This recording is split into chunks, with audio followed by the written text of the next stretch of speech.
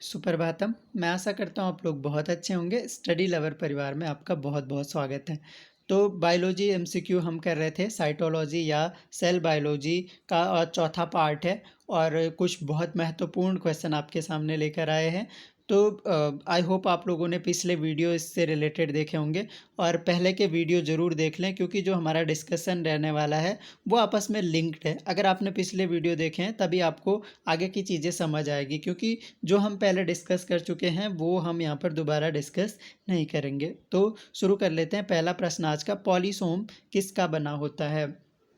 Polysome किसका बना होता है? कई राइबोसोम्स का जो एक एमआरएनए से संलग्न होते हैं, अनेक राइबोसोम्स का जो एंडोप्लाज्मिक रेटिकुलम के एक रज्जु के साथ संलग्न रहते हैं, एक राइबोसोम का जिसमें कई उपिकाइयाँ होती हैं, अगला राइबोसोम का जो एक रैखिक व्यवस्था में एक दूसरे के साथ संलग्न रहते हैं।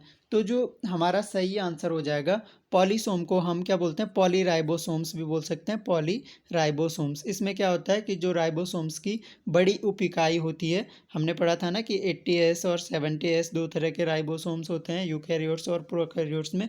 तो 80S जो होता है उसमें क्या होता है कि ये डिवाइड रहता है, मतलब 50S और 30S, 50S और 30S तो 70S में रहता है। इसमें क्या होता है 60S और 40S, 60S और 40S में ये इसकी जो दो उप इकाइयाँ होती हैं, एक 60S होती है और दूसरी 40S होती है। ठीक है। और जब क्या होता है, जब कई राइबोसोम्स अपनी छोटी उप इकाइयों के साथ संलग्न होकर एमआरएनए से संलग्न होते हैं, तो वो क्या बनाते हैं? पॉलीसोम्स या पॉलीराइबोसोम्स बनाते हैं। तो आंसर हो जाएगा कई राइबोसोम्स का जो एक एकल एमआरएनए से संलग्न रहते हैं। अगला देखिए, पादप कोशिका में रिक्तिका, रिक्तिका यानी वैक्यूल। तो पादप कोशिका की रिक्तिका की बात कर रहे हैं। देखिए, जो रिक्तिका होती है वो आपके प्लांट सेल में भी पाई जाती है और एनिमल सेल में भी पाई जाती है। और जो प्लांट सेल में होती है, प्लांट सेल में इसका 90% भाग जो है, प्लांट सेल का 90% भाग में केवल रिक्तिका पाई जाती है। और प्लांट सेल में जो रिक्तिका पाई जाती है उसके अंदर क्या होता है कि कोई भी जो रिक्तिका क्या होता है, किसी भी जीवित कोशिका द्रव्य का भाग होता है, जिसमें आपका हवा हो गया, जल हो गया, अन्य द्रव, उस उत्सर्जी पदार्थ, ये सब पाए जाते हैं। लेकिन जो प्लांट सेल की रिक्तिका होती है वो क्या होती है? झिल्ली परिसीमित होती है, झिल्ली परिसीमित होती है और उसके भीतर जल और उत्सर्जी पदार्थ भरे रहते हैं। तो ये ध्यान रखना है। तो हमारा आंसर क्या हो जाएगा? देखिए, इसमें क्या बोल रहा है कि भीतर भंडारित प्रोटीन और लिपिड होते हैं। नहीं, हमने कहा झिल्ली परिसीमित तो होती है कि और उसके भीतर जल और उत्सर्जी पदार्थ भरे रहते हैं। तो आंसर हमारा हो जाएगा ऑप्शन नंबर बी। अगला प्रश्न देखते हैं, राइबोसोम्स की दो उप इकाइयाँ किसके क्रांतिक आयन स्तर पर संयुक्त हुई रहती हैं? तो राइबोसोम की दो जो उप इकाइयाँ होती हैं वो क्या होता है कि Mg, मतलब मैग्नीशियम आयन, मैग्नीशियम आयन की आयन क्रांतिक आयन स्तर पर संयुक्त होती हैं, मैग्नीशियम आयन की। इसमें क्या होता है कि अगर मैग्नीशियम आयन की सांद्रता 0.001 m हो, 0.001 m हो, तब जाकर ये क्या होती हैं? आपस में जुड़ती हैं राइबोसोम्स की दो उप इकाइयाँ। और अगर इससे कम हो, मतलब ये मान के चलिए कि मैग्नीशियम आयन की अगर सांद्रता 10 गुना बढ़ा दी जाए, तो 10 मल्टीप्लाई कर दिया जाए इसकी सांद्रता को, तब जाकर क्या होती हैं? दोनों उप इकाइयाँ आपस में जुड़ जाती हैं। और जब इसकी दोनों उप इकाइयाँ, राइबोसोम्स की दोनों उप इकाइयाँ जुड़ती हैं तो वो डाइमर बनाती हैं। जैसे फॉर एग्जांपल, अगर 80S प्लस 80S आपस में जुड़ते हैं तो ये क्या करते हैं? 120S का एक डाइमर बनाते हैं।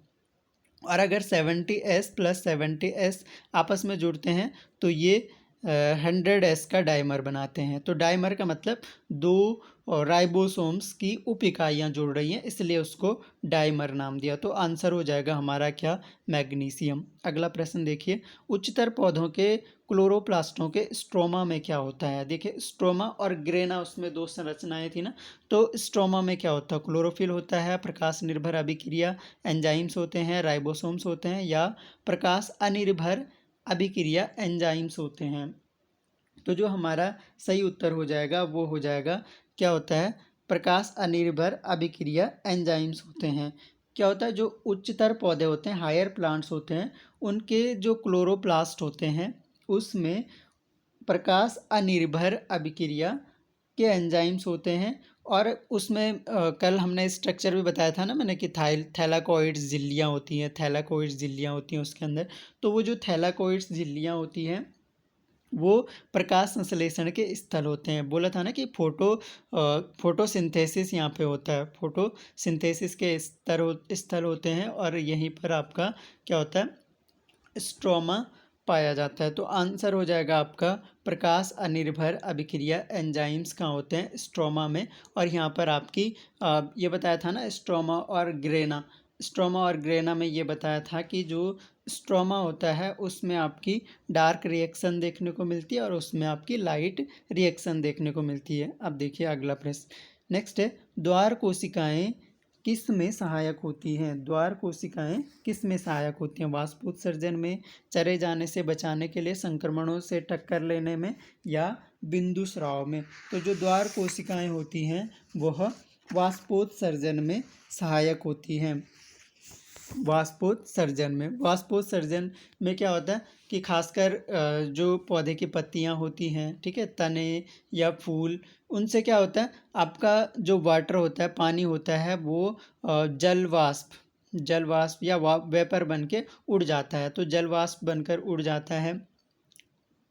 और क्या होता है कि जब प्लांट्स में स्टोमेटा होते हैं ना, रंध्र जिनको हम बोलते हैं, रंध्र के खुलने से कार्बन डाइऑक्साइड और ऑक्सीजन का क्या होता है, पौधों में प्रकाश संश्लेषण के दौरान विसरण हो जाता है। प्रकाश संश्लेषण के दौरान विसरण हो जाता है और फिर क्या होता है, पौधों में वाष्पोत्सर्जन देखने को मिलता है। वाष्पोत्सर्जन की घटना में क्या होता है, जल ह्रास एक तरह से होता है, मतलब जल जो है वाष्प बनकर उड़ जाता है। तो इसको हम बोलते हैं वाष्पोत्सर्जन। चलिए अगला प्रश्न देखिए, मध्य पटलिका मुख्यतः किसकी बनी होती है? ये क्वेश्चन हम बहुत बार डिस्कस कर चुके हैं कि जो मध्य पटलिका होती है वो किससे बनी होती है। ऑप्शन देख लीजिए, फॉस्फोग्लिसराइड्स या कैल्शियम पैक्टेट, मुरेमिक अम्ल या हेमीसेलुलोज। तो हमने बताया था कि जो मध्य पटलिका होती है उसको हम क्या बोलते हैं, मिडिल लेमेला, एल में लिख दे रहा हूँ। तो मिडिल लेमेला हम कहते हैं, मिडिल लेमेला जो होती है वो आपकी कैल्शियम पैक्टेट की बनी होती है, कैल्शियम पैक्टेट की बनी होती है। क्योंकि प्लांट्स में क्या होती है, कोशिका भित्ति होती है और कोशिका भित्ति में क्या होता है, कोशिका भित्ति जब बनती है तो उस दौरान कैल्शियम का जमाव होता है, कैल्शियम का जमाव होता है, जो क्या करता है, कोशिका की जो झिल्लियाँ होती हैं उसको स्थायित्व और उसके कार्यों के लिए आवश्यक होता है। और कोशिका भित्ति में कैल्शियम पैक्टेट जो है वो एक तरह से ये बोला जाता है कि सीमेंट की तरह कार्य करता है। सीमेंट की तरह मतलब मजबूती प्रदान करता है सेल को, कोशिका को मजबूती प्रदान करता है कैल्शियम पैक्टेट।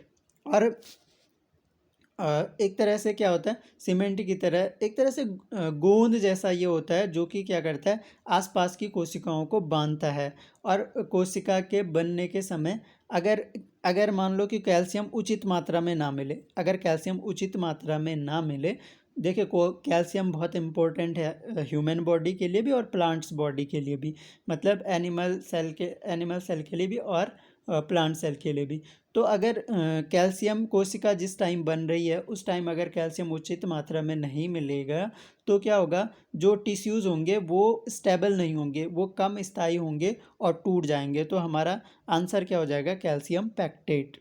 अगला प्रश्न देखिए, निम्नलिखित में से वह कौन सी संरचना है जो दो संलग्न कोशिकाओं के बीच कारगर अभिगमन मार्ग का कार्य करती है?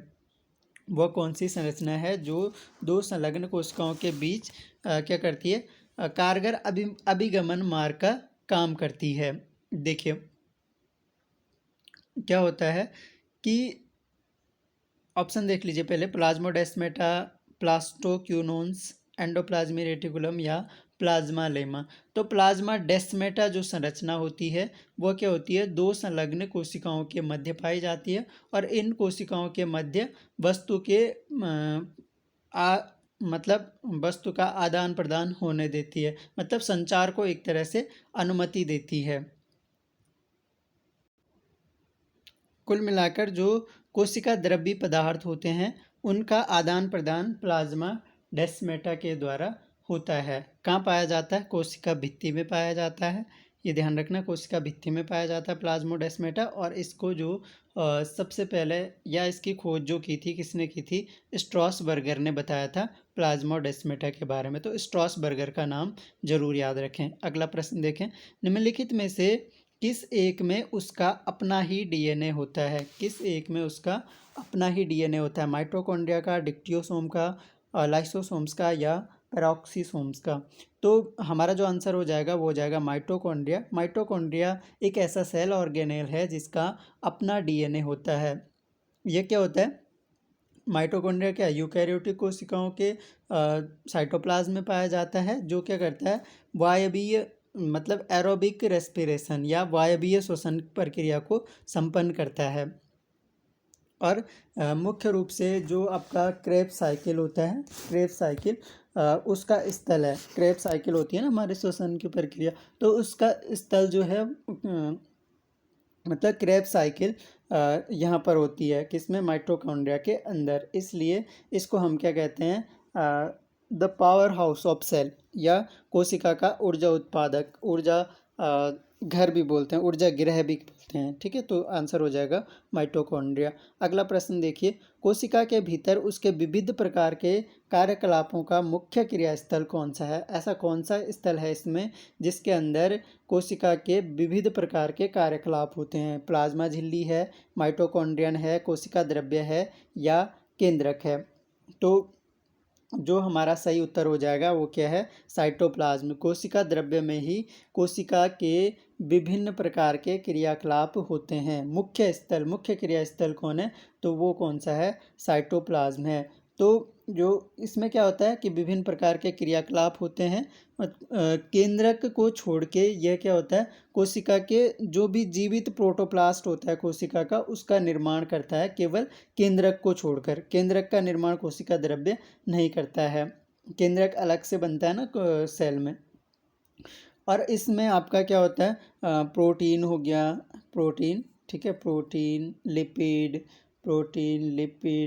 कार्बोहाइड्रेट, न्यूक्लिक एसिड, ठीक है, विटामिन्स भी इसमें पाए जाते हैं, या उपापचयी जो अपशिष्ट होते हैं वो भी आपके कोशिका द्रव्य में पाए जाते हैं। चलिए अगला प्रश्न देखते हैं, प्लाज्मा झिल्ली मुख्यतः किसकी बनी होती है? देखिए ये क्वेश्चन भी हम बहुत बार डिस्कस कर चुके हैं। पिछले 2-3 वीडियो जो भी आए हैं वहाँ पर प्लाज्मा झिल्ली से रिलेटेड हमने फ्लूइड मोज़ेक मॉडल भी पढ़ा था उसका। ठीक है, तो किसकी बनी होती है? फॉस्फोलिपिडों की जो प्रोटीन द्विपरत में अंतःस्थापित रहते हैं, प्रोटीन की जो एक फॉस्फोलिपिड द्विपरत में अंतःस्थापित रहती है, प्रोटीनों की जो ग्लूकोज अणुओं के पॉलीमर में स्थापित अंतःस्थापित होते हैं, या प्रोटीनों की जो कार्बोहाइड्रेट की बनी एक परत में अंतःस्थापित होती है।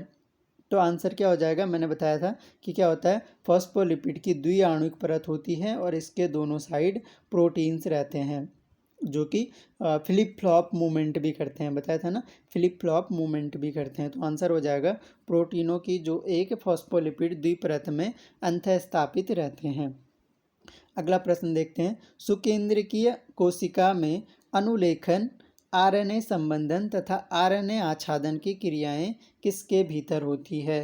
देखिए क्या बोल रहा है, अनुलेखन, आरएनए संबंधन, आरएनए आच्छादन की क्रियाएं जो है किसके भीतर होंगी?